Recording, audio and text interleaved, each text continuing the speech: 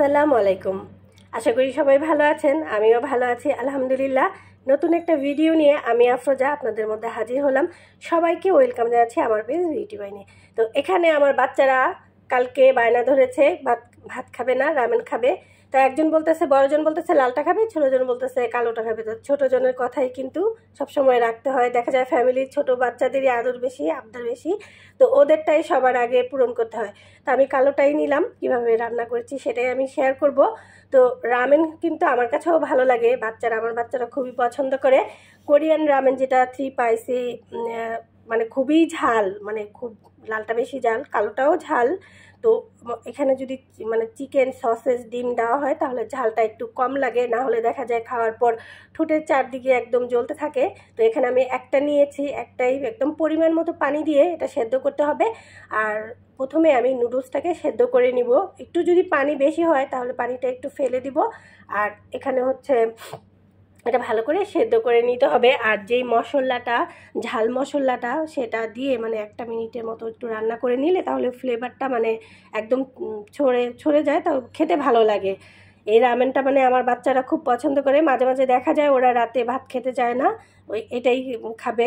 তো এখানে আমি মশলাটা দিয়েছি, এটা হচ্ছে একটা মানে শুকনো একটা মশলা। এটা ভেতরে সাদা তিল, তারপর আরও ধনেপাতা কুচি, এগুলো অনেক কিছুই আছে কোরিয়ানদের। তো এটা আমি পরে দিতাম, তো আগেই দিয়ে দিয়েছি। আর এই মশলাটা হচ্ছে খুবই ঝাল আর খুব টেস্ট। এটা আমার কাছে মানে খুব ভালো লাগে, মানে ঝালটাই ভালো লাগে।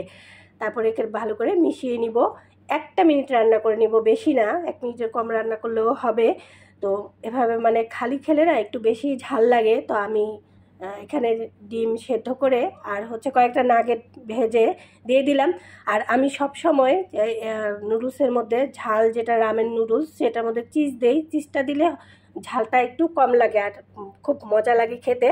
আমরা সব সময় গুড লাইফের চিজটা খাই, ওই চিজটা খুবই ভালো। তো এখানে আমি দিয়ে দিচ্ছি চিজ। আমার কিন্তু রান্নাটা কিন্তু হয়ে আসছে। চিজটা দিলে একটু মানে ঘন হয়ে যাবে, গলে একদম ঘন হয়ে যায়। এটা খেতে কিন্তু খুবই ভালো লাগে।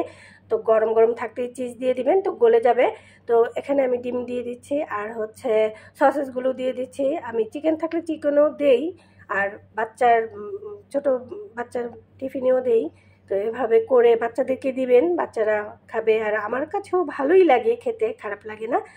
তো আমার ভিডিওটা কেমন হয়েছে কমেন্ট করে জানাবেন। আজ এই পর্যন্তই, দেখা হবে, কথা হবে পরবর্তী ভিডিওতে। লাইক কমেন্ট করবেন, আপনাদের লাইক কমেন্ট আমার অনেক ভালো লাগে, পরবর্তী ভিডিও বানাতে মানে অনেক উৎসাহিত করে।